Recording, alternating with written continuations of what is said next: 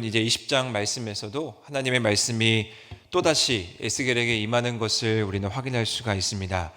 1절 말씀해 보시면 일곱째, 다섯째 달, 열째 날에 이스라엘 장로들이 또 에스겔을 찾아와서 묻게 됩니다. 그래서 2절 말씀해 보시면 여호와의 말씀이 에스겔에게 임하게 되는데, 하나님은 에스겔을 부르면서 처음부터 장로들에게 이렇게 말하라 라고 3절에서 전하십니다.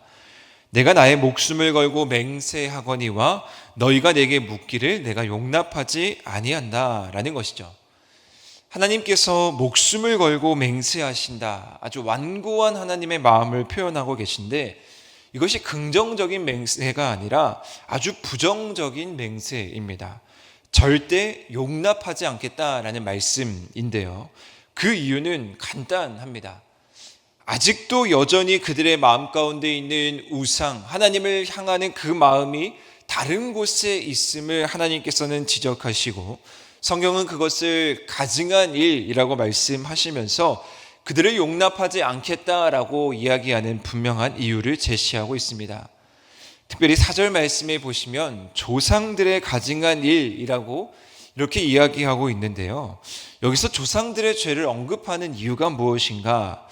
조상들이 잘못한 죄를 지금에 와서야 그 대가를 치르는 것일까? 아닙니다. 그러한 것이 아니라 조상들이 잘못해서 그것이 분명히 잘못된 일인지 알았는데, 그것이 분명히 가증한 일이고 그것이 분명히 우상인 줄 알았는데 지금도 여전히 그 일을 반복하고 있다라는 것이 문제입니다. 조상의 죄라는 표현은 그들의 죄성을 잘 보여주고 있는 표현인데요, 아주 죄가 뿌리 깊게 내려 있다라는 말씀입니다. 즉 하나님의 뜻만 알려고 하지 자신들의 미래가 더 좋아지기를 점치기려고만 하지 그것을 근본적으로 해결하지 못하고 있는 이 백성들의 모습을 보여주고 있습니다. 반복적으로 분명하게 하나님이 그 답을 내리심에도 불구하고 그들은 전혀 그것에 대해서 노력하지 않는 모습을 지적하는 것이죠. 이 뿌리 깊게 내려진 죄악된 모습을 보고 하나님께서 안타까워하시는 것입니다.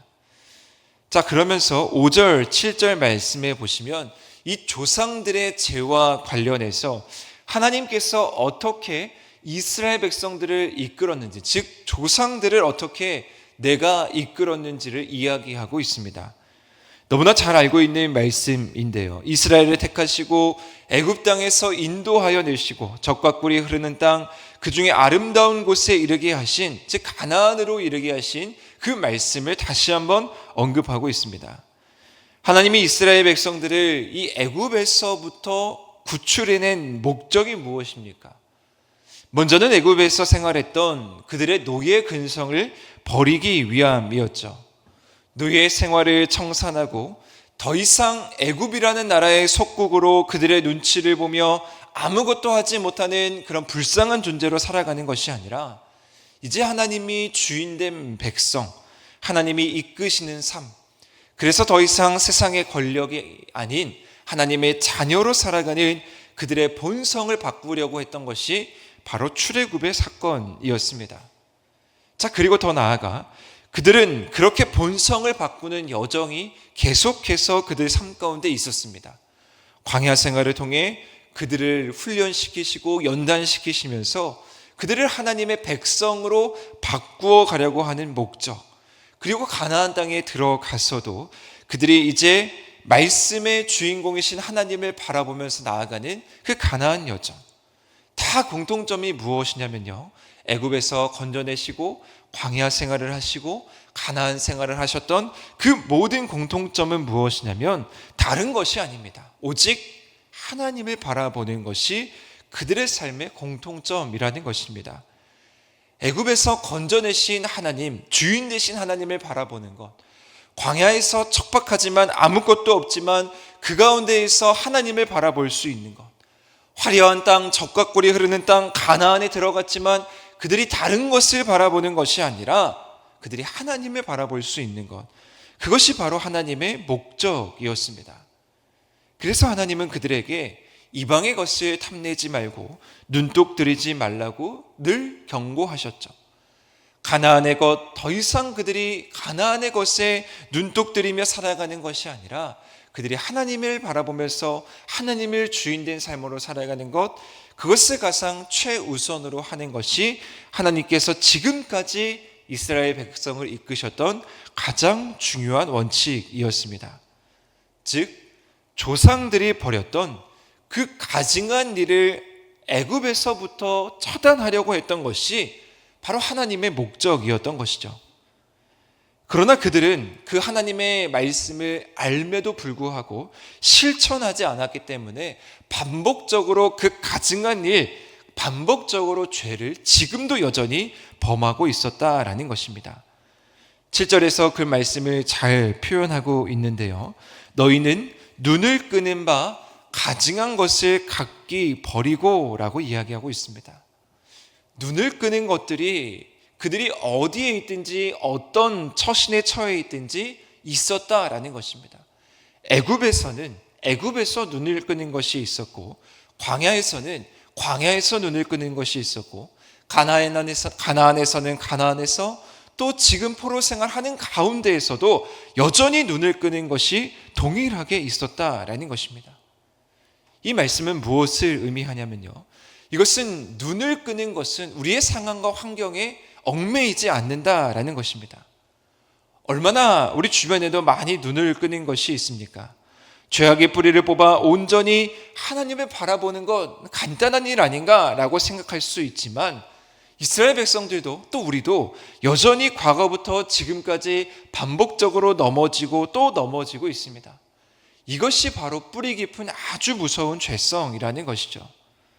요즘 세상을 보십시오. 얼마나 눈을 끄는 것들이 많이 있습니까?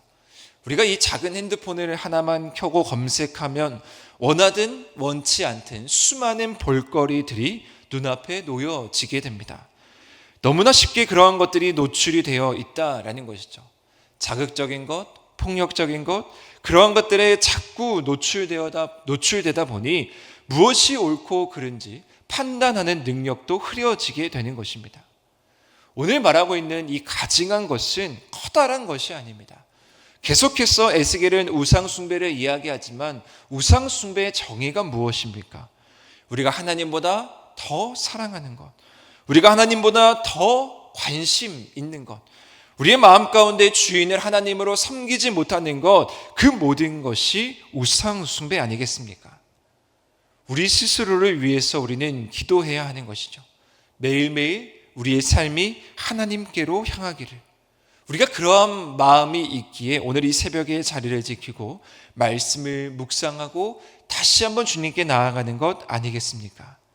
특별히 오늘 이 7절 말씀에 나와 있는 너희는 눈을 끄는 바라는 이 말씀을 붙들고 오늘 이 새벽 사랑하는 우리의 자녀들, 우리 하누리의 다음 세대들을 위해서 기도해 주셨으면 좋겠습니다. 우리의 자녀들도 너무나 쉽게 마찬가지로 이러한 것들, 눈을 끄는 것들에 노출이 되어 있습니다. 그들에게는 더 자극적이고 더 폭력적인 것들이 눈앞에 노출되어 있다라는 것입니다. 그들이 눈을 끄는 것에 현혹되고 흔들리는 것이 아니라 그들의 눈이 하나님을 향할 수 있도록 기도해 주시기를 바랍니다.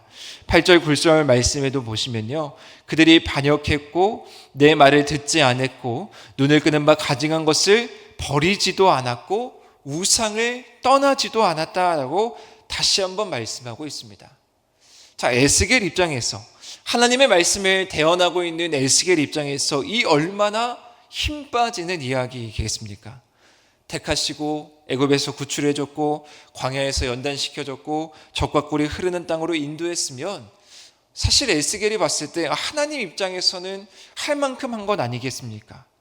그렇기 때문에 하나님이 그들을 포기하고 그들을 버리시고 그들을 심판하시면 그만인데 하나님의 마음은 그렇지가 않다라는 것이죠.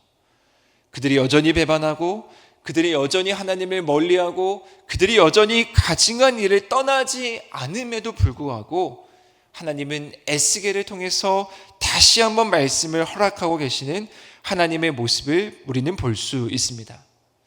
자, 그러면 이러한 상황 가운데 우리가 해야 하는 일은 무엇이겠습니까? 이 백성들이 해야 하는 일은 무엇이겠습니까?